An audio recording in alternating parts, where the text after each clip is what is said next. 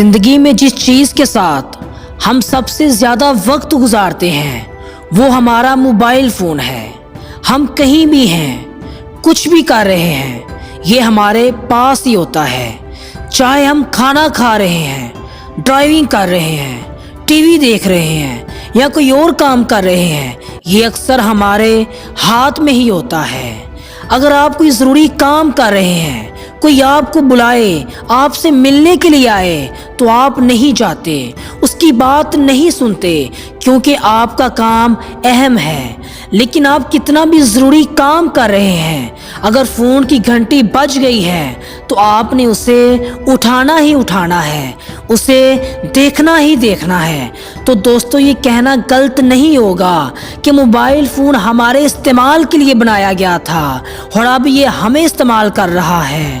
اس کا استعمال ہمارے کنٹرول میں ہونا چاہیے، لیکن ہم سب کو پتہ ہے، ہم سب جانتے ہیں کہ موبائل فون کس طرح سے ہماری زندگی کو کنٹرول کر رہا ہے، ہمارا ٹائم ضائع کر رہا ہے، ہمارے کام کو برباد کر رہا ہے، ہماری صلاحیتوں کو کھا رہا ہے، ہمارے رشتے ناتوں میں دھوڑیاں بڑھا رہا ہے۔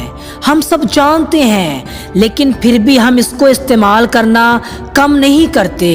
اس کو ہم نے اپنی مجبوری بنا لیا ہے، یہ ہماری زندگی کا حصہ بن چکا ہے۔ بلکہ یہ ایسے ہی ہے جیسے ہمارے جسم کا کوئی حصہ ہے، اس کے بغیر ہم کہیں جا نہیں سکتے۔ میں یہ نہیں کہتا کہ موبائل فون بری چیز ہے، کوئی بھی چیز اچھی یا بری نہیں ہوتی، چیز کا استعمال ہی اسے اچھا یا برا بناتا ہے۔ موبائل فون ایک اچھی چیز ہے، لیکن اگر اسے سینسیبل وے میں استعمال کیا جائے۔ ہم جس طرح موبائل استعمال کرتے ہیں اس میں سے صرف 30% ہی ہمارے کام کی چیزیں ہوتی ہیں، باقی 70% تو ہم صرف اپنا ٹائم ہی برباد کرتے ہیں، کیونکہ 70% کیسز میں ہم موبائل کو کنٹرول نہیں کرتے بلکہ موبائل ہمیں کنٹرول کر رہا ہوتا ہے۔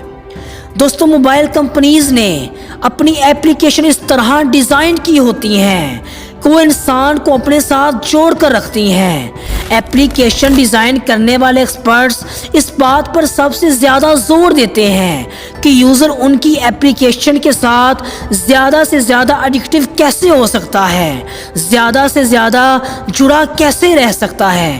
ان کی کوشش ہوتی ہے کہ ایپلیکیشن اس طرح ڈیزائن کی جائے کہ ایپلیکیشن استعمال کرتے ہوئے آپ کو ٹائم کا پتہ ہی نہ چلے، آپ اس ایپلیکیشن کے اندر کھو ہی جائیں اور پھر آہستہ آہستہ یہ آپ کی عادت بن جاتی ہے۔ اس لیے آپ کوشش کریں کہ اپنے موبائل کے اندر غیر ضروری ایپلیکیشنز کو ان انسٹال کر دیں یا پھر ان کا نوٹیفیکیشن ہی بند کر دیں، کیونکہ یہ ایپلیکیشنز اور ان کا نوٹیفیکیشن سسٹم ہی آپ کا دھیان بھٹکاتا ہے۔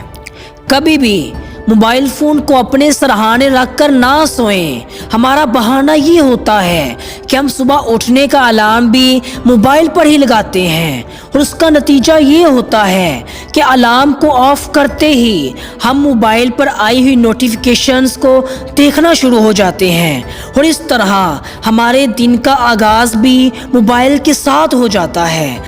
دوستو، ہمیں چاہیے کہ کم از کم صبح اٹھنے کا الارم لگانے کے لیے کوئی الارم کلاک یوز کریں، تاکہ صبح صبح اٹھ کر موبائل دیکھنے کی بجائے ہم اپنے دن کا اچھا آغاز کر سکیں، ہم واک کر سکیں، ایکسرسائز کر سکیں، اپنے آج کا پلان بنا سکیں، اپنے کام پر فوکس کر سکیں اور موبائل کو صرف ضرورت پڑنے پر ہی استعمال کریں۔